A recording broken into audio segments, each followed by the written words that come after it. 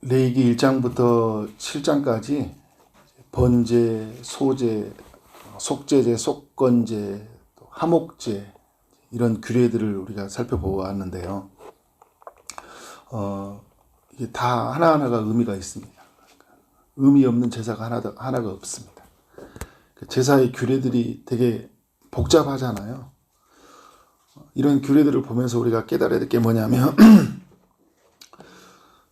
죄를 지었을 때는 상당한 값을 치른다라는 것을 기억을 해야 돼요.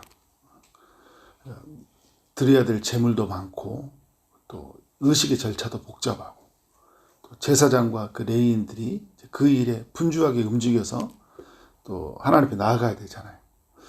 그런 면에서 되게 그런 복잡함들이 있고 또 많은 값을 지불해야 되는 일들이 있어요. 하지만 그곳에도 또 하나님의 은혜가 있다. 하나님의 제 용서가 있고 또 사람들과 관계가 풀어지는 역사가 있고 또 이걸 섬기는 제사장에게도 또 음식을 드림으로 또 그들의 생계가 유지되는 이런 일들이 같이 일어나죠. 근데 오늘 여러분 그 마지막에 보면 화목제물 같은 경우에는 이제 그 하나님과 속죄를 이룬 사람이 화목제를 드리거든요. 감사제, 자원제, 소원제, 하나님의 속죄를 해주신 은혜가 너무 감사해서 또 이제 하나님께서 주신 은혜에 감사해서 어떻게 해요? 정말 뭔가 드리고 정말 하나님 앞에 헌신하고 살고 싶은 마음이 있거든요. 그래서 자원제를 드리고 그리고 더 하나님 앞에 깊이 헌신하고 싶어서 어떻게 해요? 내가 이런 은혜 주시면 이렇게 살겠습니다라고 소원하는 사람도 있고 너무 많이 은혜를 주셨기 때문에 나는 이제 주님 앞에 이런 인생을 살겠습니다라고 소원하는 사람도 있어요. 그래서 이제 화목제물을 드리거든요. 화목제를 드려요. 오늘 이렇게 말씀해 보면 7장은 속건제를 드리는 사람이 어떤 제사를 드려야 되고 또 화목제를 드리는 사람은 어떤 화목제물을 이제 드려야 되느냐 이런 이야기를 나누고 있는데 의미 없는 이야기가 하나도 없어요. 그리고 이제 모든 어떤 절차의 이야기 속에는 하나님의 복음의 정신이 담겨 있다. 다 나눌 수가 없으니까 오늘 이제 7장 1절부터 그 10절에 나와 있던 내용, 또 속건제와 또 제사장들을 위한 이 배려에 관한 이야기만 좀 나눠보도록 하겠습니다. 이 속건제 이야기를 제가 그제도 나눴었는데 좀 다시 한번 정리를 할 필요가 있는 게 우리 삶에 지금 이 속건제와 같은 이야기는 아주 자주 일어나는 일이에요. 그러니까 이제 속건제 제사는 드리지 않잖아요, 지금. 그런데 누군가 이웃과의 관계 또 하나님과의 속에서 우리는 늘 실수하고 또 죄를 짓기도 하고 그래서 피해를 주고 살아가거든요. 피해를 받기도 하고 그런 면에서 우리에게 이 속건제의 이야기는 매우 우리하고 밀접한 일이다. 그래서 속건제를 좀 살펴볼 필요가 있습니다. 5장 14절로 이렇게 가보면요. 속건제 제사를 이제 5장 14절부터 이야기를 하고 있죠. 15절에 보면 여호와의 성물에 대하여 부지 중에 범죄하였으면 여호와께 속건제를 드리라고 이야기하고 있어요. 성물에 대하여서. 근데 이 사람이 해야 되는 게 뭐냐면 첫 번째는 몇 세겔의 은혜 상당한 흠없는 순양을 끌어다가 제사를 드려야 했어요. 근데 이게 여러분 한 30세겔 정도 되면 노예 한 사람의 값이 되게 되거든요. 은 몇 세겔이면 두서너 개가 된다. 이제 주석학자의 이야기 하더라고요. 상당한 값을 지불해야 되는 거예요. 그리고 이제 그래서 여러분 두 번째 보면 성물에 대한 보상을 해야 된다. 성물을 훼손했거나 성물에게 잘못된 것을 드렸거나 하나님께서 이제 했던 거룩한 것들이 있잖아요. 그것들을 훼손하거나 아니면 내가 잘못된 제물을 드렸다거나 이랬을 때는 그것을 보상해야 돼요. 그리고 보상을 하는데 5분의 1을 더해서 제사장에게 주어야 된다. 흠없는 순양 또 5분의 1까지 더하면 어때요? 상당한 값이 지불된 거예요. 무슨 말이에요, 여러분? 그러니까 우리가 어떤 죄를 지면 이런 많은 값을 지불해야 된다는 거예요. 근데 이 순양을 가져다가 제사장이 또 어떻게 각을 뜨고 제물을 드려서 제사를 드려야 되잖아요. 많은 대가가 지불된다는 거예요. 그래야지만 우리가 죄로부터 자유해지거든요. 신약에서 우리는 여러분 그 값을 누가 지불하셨어요? 주님이 지불하셨잖아요. 그리고 우리가 여러분 죄를 지었을 때도 이제 어떻게 해요? 마땅히 그 값을 누군가 손해를 끼치면 이 속건제의 규례는 그런 거예요. 그 값을 갚아줘야 되는 거예요. 그래야 하나님이 제사를 받으신 거예요. 형제에게 예배 드리러 가다가 원망 드릴 일이 있으면 어떻게 해야 돼요? 화해하고 하나님 앞에 예배를 드리라고 하잖아요. 이게 여러분 그게 속건제의 정신이에요. 그냥 무조건 가서 예배만 드리면 된다라는 게 아니라 내가 어떻게 해요? 사람과 관계가 막혀 있으면 풀어야 되는 거예요. 그리고 사람들에게 뭔가 아픔을 줬으면 그것은 어떻게 해요? 내가 화해를 해야 되고 그리고 손해를 끼쳤으면 보상을 해줘야 돼요. 그리고 나서 예배를 드려야 됩니다. 이게 두 가지는 같이 드려요. 예배 드리고 보상하고 예배 드리는 거. 이게 꼭 뭐 하해를 하고 오는 것도 있지만 어떤 경우는 어떻게 해요? 예배를 드리다 하다가 마음속에 떠올라서 다시 가서 어떻게 돼요? 화해를 하는 경우가 있잖아요.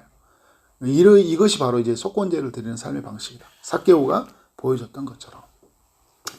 5장은 이제 그 성물에 관한 죄라면 6장은 이웃을 향한 죄잖아요. 그러니까 이웃에 맡긴 물건이나 전당물을 속이거나 도둑질하거나 착취하고도 그 사실을 부인하거나 남의 잃은 물건을 잃어버렸더니 물건을 죽고도 그 사실을 부인하거나 거짓 맹세하는 사람들은 속건제를 드려야 된다. 속건제를 또 드리는 사람들이 또 해야 될 절차가 뭐냐면 5장에서 말하는 것은 잘못된 것은 잘못된 방법으로 얻은 것을 다 돌려줘야 된다. 그러니까 취했던 것은 물건을 돌려줘야 돼요. 그리고 두 번째는 뭐예요? 그 물건의 5분의 1을 더해줘야 된다. 6장 5절에 보니까 그 거짓 맹세한 모든 물건을 돌려보내되 이야기를 해요. 곧 그 본래 물건에 5분의 1을 더하여 돌려보내라. 그러니까 5분의 1을 더해야 되죠. 그리고 여러분 세 번째는 뭡니까? 그 뒤에 말씀 보면 속건 제물을 여호와께 가져오는데 흠없는 순양을 가져와라. 또 흠없는 순양만 가져와야 돼요. 그래야지만이 이게 속건제 제사가 드리거든요. 상당한 값이 들어가는 순양까지 가지고 와야 돼요. 그리고 그 일로 인해서 제사장과 성전의 봉사자들은 엄청난 수고를 감당해야 되는 거죠. 그래서 여러분 죄를 안 지어야 되는 거예요. 이런 일이 안 생기려면 어떻게 해요?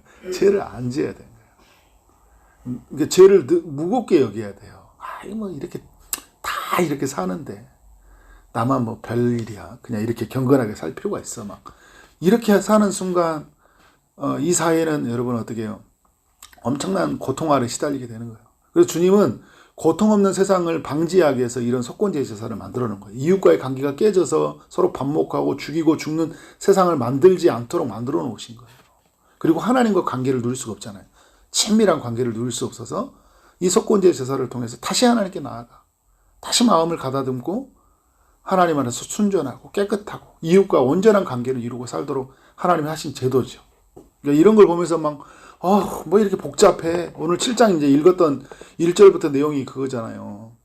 속건제의 규례는 이러하니라. 지극히 거룩하니라. 그러니까 속건제를 드릴 때 가져야 될 생각은 뭐냐면 지극히 거룩하다. 이건 하나님의 영역이에요. 하나님이 정하신 것이기 때문에.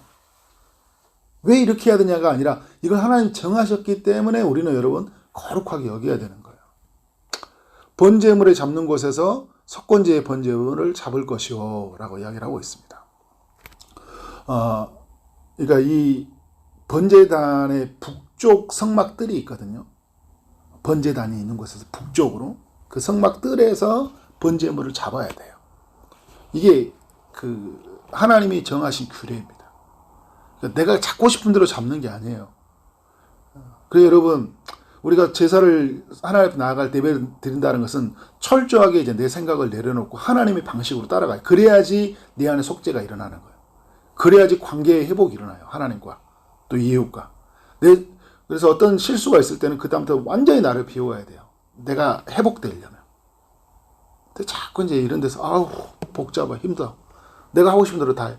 그런 순간 하나님과의 온전한 관계가 이루어지지 않아요. 이웃들과 관계가 여전히 그대로예요. 여러분 그렇잖아요. 우리가 예배도 있고 성경도 읽고 기도도 하고 막 다 하는데 왜 삶은 반복될까요?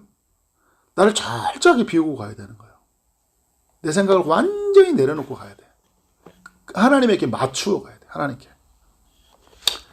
그래서 여러분 잡으라는 곳에서 잡고 어떻게 제단 그 피를 제단 사방에 뿌리라고 하잖아요. 뿌리라고 하는 곳에서 뿌리는 거예요. 그리고 이제 3절과 4절에서 어떤 내용입니까? 번제물에서 나온 기름이죠.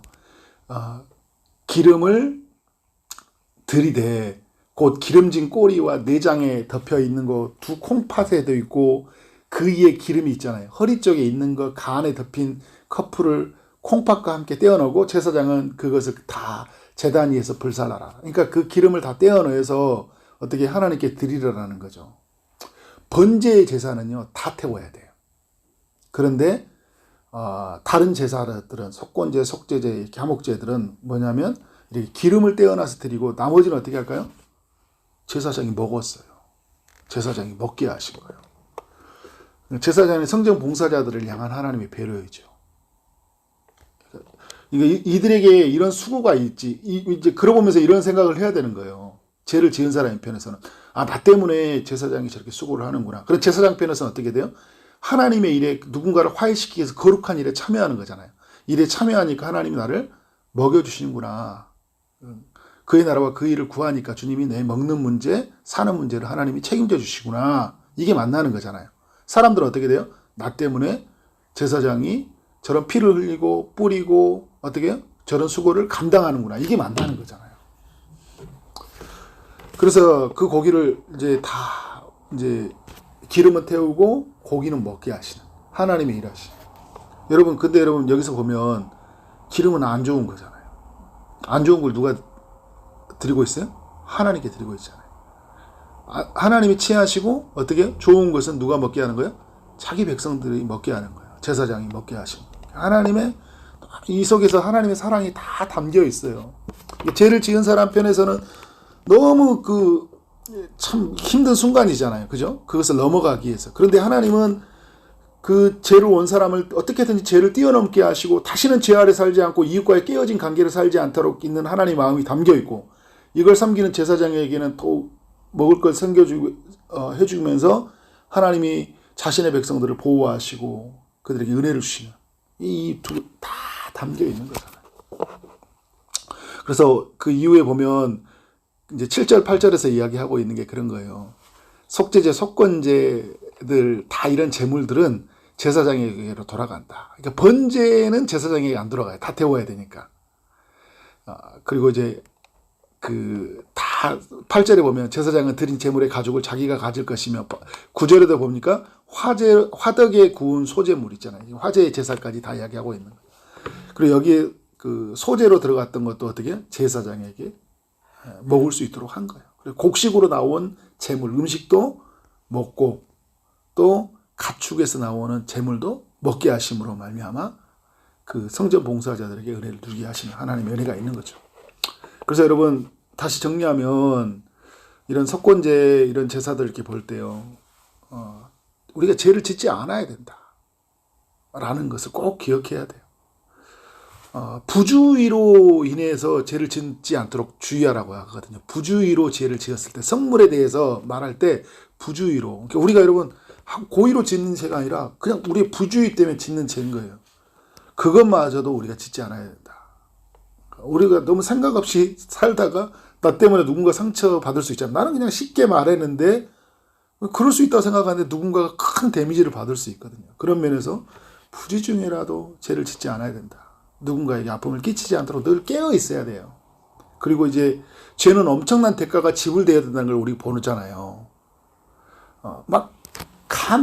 여러분 콩팥에서 기름 다 떼어내는 그 작업을 생각해 보세요. 고기를 잡고 막 태우고 아침 가서 막 태우고 하는 과정들 보면서 이 순양을 제공하고 5분의 1을 더해주고 엄청난 대가를 지불한다는 거. 그래서 여러분 죄는 어떤 때 방지가 되냐면 이것으로 말미암아 어떤 파급 효과가 생길지를 생각하면 죄가 막아져요. 어느 정도는. 그래 나 때문에 고생하겠다. 나 때문에 힘들겠다. 이런 말하고 이런 행동하면 많은 사람이 고통이지. 그래서 하나님은요 우리에게 성령을 통해 뭘 알려주시냐면 끝을 보여주셔요. 너 이렇게 하면 네 가정 다 깨져. 교회 다 깨져. 그러니까 멈춰 여기서. 주님. 그래서 다시 하나님께 온전한 관계를 이루게 하는 거잖아요. 그리고 온전한 우리의 삶에서 이제 은혜가 되었으면 어떻게 될까요? 화해를 하고 제사를 드리는 방식도 있고, 근데 우리에게 언제나 은혜가 있으면 이제는 어떻게 해요? 다 풀어야 돼요.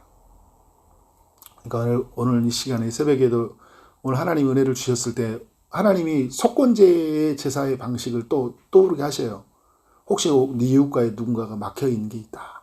그러면 기도하고 또 어떻게 해요? 내가 전화하고 찾아가고 또 풀고 해결해서 온전한 것들을 누려야지. 그것이 이제 속건제 제사가 완료가 되는 거예요. 그렇게 이 시대에서 삶의 제사로 그렇게 하나님께 온전한 제사로 나아가는 여러분 되어지기를 주님으로 축원합니다. 기도하도록 하겠습니다. 하나님 아버지, 레위기 7장 말씀을 통해 우리 모두에게 교훈하시니 감사합니다. 주님, 필요 없는 제사가 하나도 없다는 것을 우리가 말씀을 통해 깨닫습니다. 주님, 이 모든 것이 예수 그리스도 안에서 다 성취가 되어진 이 시대 속에 우리가 살고 있는데, 주님, 이 제사의 정신이 우리의 삶 가운데 잘 녹아져서 정말 하나님 이 땅에 살아가는 동안 다시는 우리가 죄를 짓지 않는 방식으로 살아가도록 인도하여 주옵소서. 우리가 죄를 지었을 때 엄청난 대가가 지불된다는 것을 알게 하여 주시고, 그래서 하나님 죄를 짓는 것에 대해서 무거운 마음을 갖고 다시는 죄를 짓지 않는 방식, 다른 사람을 세워가고 정말 하나님의 은혜를 늘 감사하고 또 그 은혜를 나누는 삶으로 나아가는 우리의 삶이 되도록 인도하여 주옵소서. 여러 기도 제목을 가지고 기도하는 우리 사랑하는 성도님들의 제목이 있습니다. 주님, 아픔 중에 있는 분들에게 치료의 강선을 비춰 주옵소서. 취업을 준비하고 결혼을 준비하고 임신을 준비하고 출산을 준비하고 나아가는 모든 기도의 제목에 주님이 응답하여 주실 줄 믿습니다. 예수 그리스도 이름으로 기도를 쌓옵나이다. 아멘.